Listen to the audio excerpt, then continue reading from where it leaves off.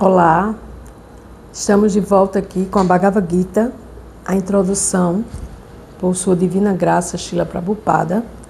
No dia de hoje, vamos dar continuidade à leitura do Bhagavad Gita como ele é, introdução por sua divina graça Srila Prabhupada. Om Agyanatimirandasya Gyanajana Salakaya Chakshumilitayena Tasmai Shri Guruve Namaha. Embora eu tenha nascido na mais escura região da ignorância, esse mundo material, o meu mestre espiritual abriu meus olhos com a tocha do conhecimento transcendental. A tal mestre espiritual eu presto minhas respeitosas reverências. Jaya Krishna, maior dos mestres, Jaya Srila Prabhupada. Prabhupada continua aqui na introdução, exemplificando. São muitos os exemplos próprios para mostrarem como devemos utilizar tudo aquilo que o Senhor designou para nós. Na Bhagavad Gita também se aplica isto. Arjuna decidiu que não deveria lutar na batalha de Kurukshetra. Ele mesmo tomou esta decisão. Arjuna disse ao Senhor que não era possível desfrutar o reino após matar seus próprios parentes. Então aqui Srila Prabhupada traz a convicção daquilo que a gente às vezes não quer fazer. Deus às vezes, Krishna, a Suprema Personalidade de Deus, designa para nós missões e nós devemos cumpri-las. E isso se aplica também a lutar contra as reações kármicas, os nossos karma que nós trazemos. Por exemplo, a Arjuna disse, não, eu não vou lutar. Como é que eu vou lutar e matar os meus parentes? Mas o Senhor disse, lute, porque às vezes a gente tem que lutar, mesmo que mate alguns parentes e mesmo que mate alguns parentes no sentido de simbolicamente falar de coisas que nós pensamos que nos faz bem e que nos apegamos e que isso não vai trazer um desenvolvimento espiritual maior. Então, quando a Arjuna disse, eu não vou lutar, esta decisão baseava-se no corpo, porque Arjuna pensava que era o corpo e que suas relações ou expansões corpóreas eram seus irmãos, sobrinhos, cunhados, avós e assim por diante. Jesus tem uma passagem na Bíblia que eu vou tentar aqui exemplificar. Jesus estava em algum local e aí chegaram os discípulos e disseram, sua mãe e seus irmãos estão aí fora, estão aí procurando pelo Senhor. E aí Jesus respondeu, quem são meus irmãos e quem é minha mãe? Então nesse exemplo, Jesus se aprofunda nessa postura de dizer, quem é minha mãe? Minha mãe é minha mãe nessa vida. Meus irmãos são meus irmãos nessa vida. Mas quem são meus verdadeiros irmãos, irmãs e pais? Meu verdadeiro pai é o Pai Divino, é o Pai Eterno. Meus verdadeiros irmãos são meus irmãos de caminhada nessa vida. E nós somos almas eternas, então nós somos eternamente irmãos uns dos outros. Não é esse corpo que vai designar as aparências que enganam muitas vezes aqueles que se apegam ao corpo material. Por isso que ele diz, relações ou expansões corpóreas eram seus irmãos, sobrinhos, cunhados e avós e assim por diante. Portanto, ele queria satisfazer suas existências corpóreas ou suas exigências familiares. Então, o Bhagavad Gita foi falado pelo Senhor apenas para mudar essa opinião. E para que nós, almas, a gente possa se voltar para o Senhor Deus e dizer, agirei segundo tua palavra. Então, a gente vai agir segundo o desejo de Deus nas nossas vidas e não nossos desejos em nossas vidas. Neste mundo, os homens não se destinam a brigar.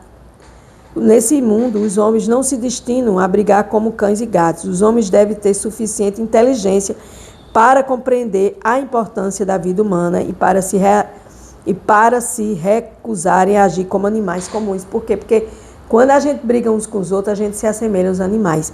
E essa vida não foi feita para isso. Essa vida foi feita para desenvolver a inteligência e se aproximar do Supremo. Essa é a essência dada no Bhagavad Gita. A literatura dos Vedas se destina a seres humanos e não a animais. Os animais podem matar outros animais, mas fica fora de cogitação que com isto esteja cometendo algum pecado, porque está no instinto do animal, mas não está no nosso instinto. Nosso instinto é desenvolver a consciência de Deus, saber sobre Deus, procurar saber quem eu sou, procurar minha relação com Deus. Isso é a verdadeira religião, já diz Srila Prabhupada. E o mais importante, entender qual vai ser nosso destino depois que a gente sai desse corpo material. Entretanto, se um homem mata um animal para satisfazer seu paladar descontrolado, ele deve ser responsabilizado por infringir as leis da natureza. Isso se explica claramente na Bhagavad Gita. Por quê? Porque existem leis e a gente infringe essas leis o tempo inteiro. De igual modo, há também as 3 espécies de atividades, que é bondade, paixão e ignorância, que são as cordas que nos prendem nesse mundo material, que chama-se modos qualitativos da natureza material. Tudo isso é descrito claramente em todos os versos da Bhagavad Gita, né? Vai ter um capítulo que vai ter especificamente, que eu já falei, já postei, que é o capítulo que fala dos 3 modos da natureza material. Especificamente, Krishna explica sobre esses 3 modos, a gente fazendo caridade, a gente tendo fé, a gente fazendo sacrifícios nos 3 modos da natureza material. Por quê? Porque os 3 modos da natureza material é o que nos prende aqui nesse planeta, é o que nos prende neste mundo material. Não existe nada mais além do que os 3 modos da natureza material, o falso ego, a nossa personalidade falsa, né?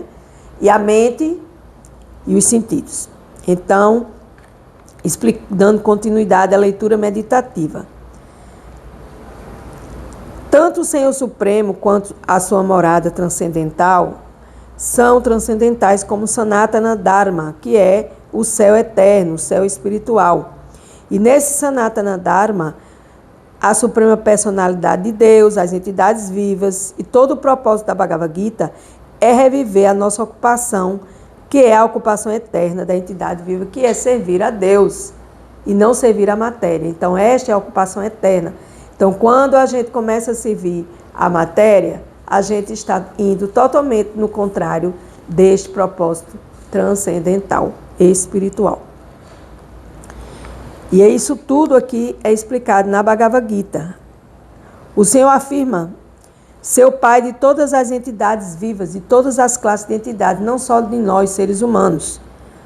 E para isso a gente precisa entender a nossa posição constitucional e resgatar a nossa relação eterna com o Senhor Supremo na associação do Senhor Supremo Deus, a fim de atrair para si as almas condicionadas que somos nós. O Senhor vem pessoalmente em diferentes encarnações ou envia seus servos íntimos, como seus filhos, seus companheiros ou acharyas.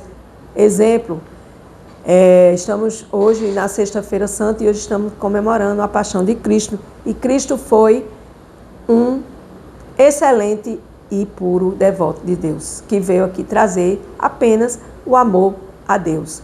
E o que aconteceu? A gente colocou Jesus na cruz. Então, nesse processo, o Senhor, Ele vem pessoalmente, ou Ele manda seus filhos, seus servos íntimos, seus filhos íntimos, ou as almas realizadas, as almas que já entenderam a sua posição constitucional e sua relação com o Supremo, chamado de Acharya, aqueles que ensinam pelo exemplo. A palavra religião é um pouco diferente. A palavra religião está relacionada à fé e a fé pode mudar. Você uma hora pode estar numa religião, você pode estar noutra, e aí vai mudando. Por exemplo, agora Srila Prabhupada dá um exemplo da água. Lembre-se, nós não estamos falando sobre os versos da Bhagavad Gita, nós estamos na introdução da Bhagavad Gita. A água é sempre líquida e o fogo sempre transmite calor. De modo semelhante, não se pode tirar da entidade viva sua função eterna, que é servir a Deus.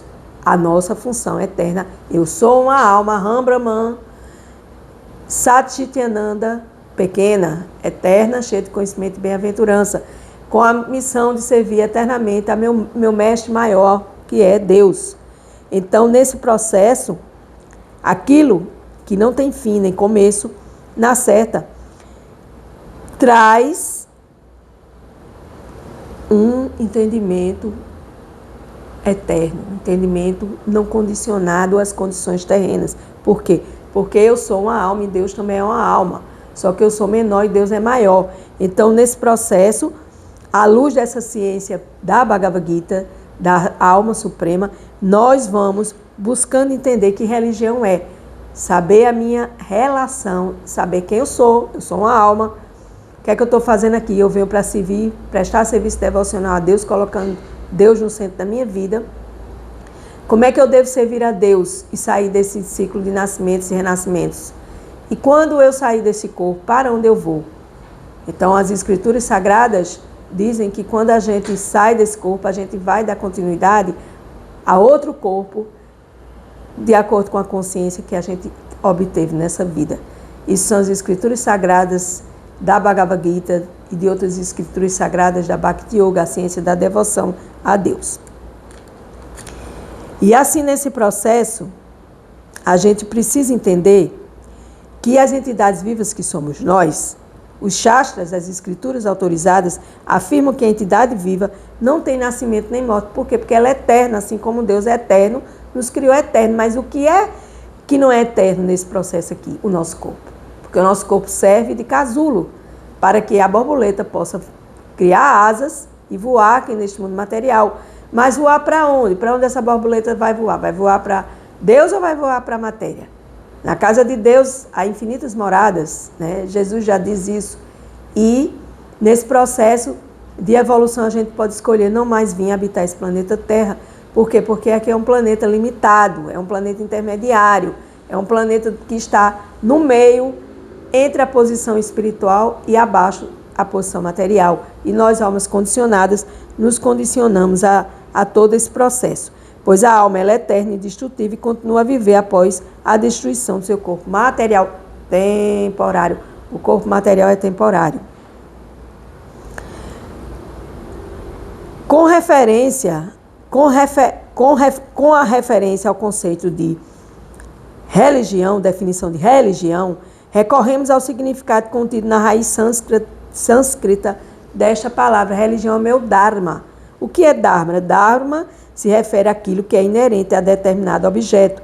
Concluímos assim que aquilo que sempre o acompanha constitui sua qualidade eterna. E essa qualidade eterna é sua religião eterna. Qual é a minha religião eterna? Serviço devocional a Deus. Essa é a minha religião eterna. As religiões que tem aqui no planeta Terra são apenas condutores para que a gente avance em serviço devocional. Mas quando a gente entende que a gente precisa buscar esse céu espiritual que está dentro de nós, dentro da nossa própria constituição, dentro dessa constituição da nossa alma, que é eterna, cheia de bem-aventurança, eu vou tirando essas escuridões que nos impedem de sermos mais e melhores para Deus. Então, nesse sentido, aqui, devemos prestar serviço à Suprema Personalidade de Deus e saber que todo ser vivo está constantemente ocupado em prestar serviço a outro ser vivo. Então, eu estou aqui prestando serviço a Deus, mas ao mesmo tempo eu estou compartilhando sabedoria. Eu não estou ensinando nada, eu estou apenas compartilhando leitura meditativa da introdução da Bhagavad Gita e dando a minha opinião limitada, de certo, porque eu sou ainda um ser humano, uma alma em condição limitada, mas mesmo assim eu estou buscando agradar a Deus e assim eu estou tentando desfrutar a minha vida em relação, em associação com Deus. Por quê? Porque a minha posição constitucional é prestar serviço à Suprema Personalidade de Deus, chamado de Krishna, o todo atrativo e o todo atraente. Dando continuidade à leitura. Podemos ver que um amigo serve a outro amigo, a mãe serve ao seu filho, a esposa serve ao seu marido, o marido serve à esposa e assim por diante. Se continuarmos pesquisando neste espírito, veremos que na sociedade dos seres vivos não há exceção à atividade que consiste em servir. Você serve a seu patrão, você serve a sua família, você serve a seu gato, você serve a várias coisas. Então, por que não servir a Deus em consciência de Deus? Por que não fazer isso? Os políticos apresentam ao público seu manifesto para convencê-los de sua capacidade de prestar serviço. Aqui, Srila Prabhupada dá vários tipos de serviços materiais que nós vivemos servindo. Assim, dessa maneira, podemos ver que não há sequer um ser vivo que deixe de prestar serviço a outro ser vivo, em virtude do que podemos concluir com segurança que o serviço acompanha constantemente o ser vivo. O serviço acompanha constantemente o ser vivo e que a prestação de serviço é a sua religião eterna. A prestação de serviço é a sua religião eterna. Um padre, quando reza uma missa, um pastor, quando conduz um culto, um monge budista, quando fala dos sutras budistas, ele está prestando serviço, mais especificamente prestando serviço a Deus. Então, tudo o que eu faço, eu devo ocupar a minha posição constitucional, chamada de Svarupa, posição constitucional do serviço em servir a Deus. Se você não coloca Deus como centro da sua vida, você vai viver servindo a matéria, vai viver servindo as almas condicionadas, você vai viver servindo a coisas limitadas e você nunca vai progredir em serviço devocional, porque o verdadeiro serviço devocional, a sua religião, o seu Dharma, é servir a Deus em amor, gratidão e devoção. O homem, sob a influência do tempo e circunstâncias particulares, professa pertencer a determinada espécie de fé e com isso alega ser hindu, muçulmano, cristão, budista ou membro de alguma outra seita. Tais designações não são Sanatana Dharma, não é o seu Dharma, porque o hindu pode mudar de fé e tornar-se muçulmano. O muçulmano pode mudar de fé para tornar-se hindu. Um cristão pode mudar de fé e assim por diante. Continua aqui Srila Prabhupada. Contudo, em nenhuma dessas circunstâncias, a mudança de fé religiosa afeta a ocupação eterna que consiste em prestar serviço aos outros. Em toda circunstância, o hindu, o muçulmano, o cristão são servos de alguém. Logo, professar uma determinada espécie de fé não é professar seu Dharma, sua religião verdadeira, que é servir a Deus. Prestar serviço é céu espiritual, é você lembrar que eu sou uma alma e que eu estou aqui na terra para servir para a Deus em amor, devoção e gratidão. Estou sempre repetindo para que fique bem claro a nossa posição constitucional, que é eu sou uma alma eterna, Sat Chit Ananda, eterna, cheia de conhecimento e bem-aventurança.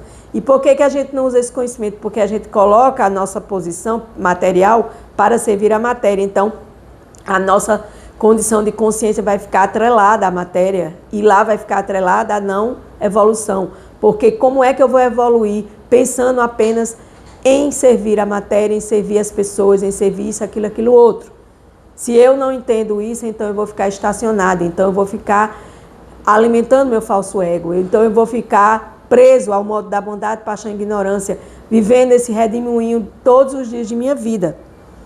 O serviço devocional está relacionado com o Senhor Supremo. O Senhor Supremo é o desfrutador máximo. E nós, entidades vivas, somos seus servos eternos. Somos criados para dar prazer ao Senhor Deus. E se participarmos desse prazer eterno da Suprema Personalidade de Deus, vamos nos tornar felizes. Se servirmos a Deus, tendo Deus como centro, aí sim vai vir a verdadeira felicidade, que a gente pensa que é na matéria que ela está enraizada. Isso é uma doce e infeliz ilusão. Não há outro processo que nos traga felicidade. Não é possível ser feliz independente, assim como nenhuma parte do corpo pode ser feliz sem cooperar com o estômago. Nós não podemos ser felizes independente de Deus. Nós devemos ser felizes nos associando a Deus, e tudo o que você fizer, coloque Deus no meio. Toda a nossa prática material, ela tem que ser devocionada a Deus. Se não for isso, isso não é serviço devocional. Isso é especulação mental, é viver preso e agarrado à ilusão e por aí se vai. Na Bhagavad Gita, não se aprova a adoração de diferentes semideuses ou prestação de serviço a entidades que não sejam a Deus.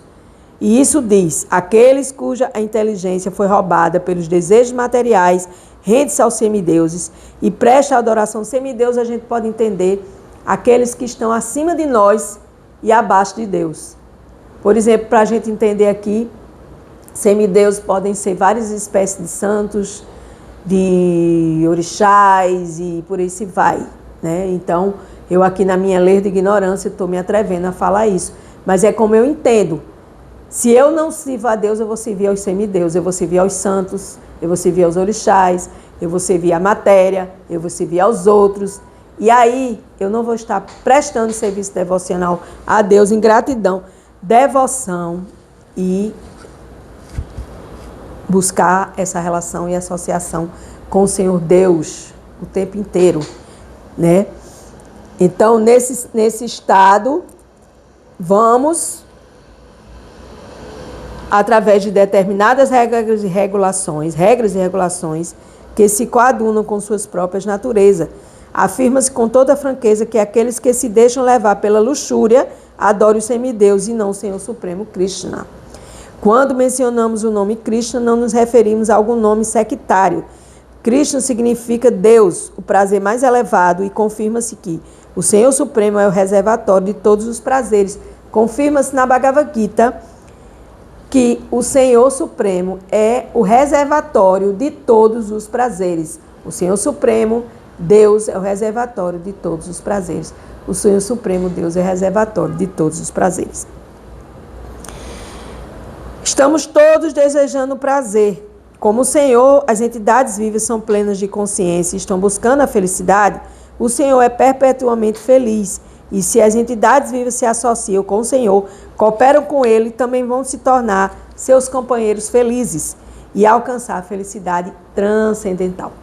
Aqui na matéria, é impossível ser feliz na matéria. Tentem ser felizes apenas usufruindo da matéria e vocês vão ver o resultado.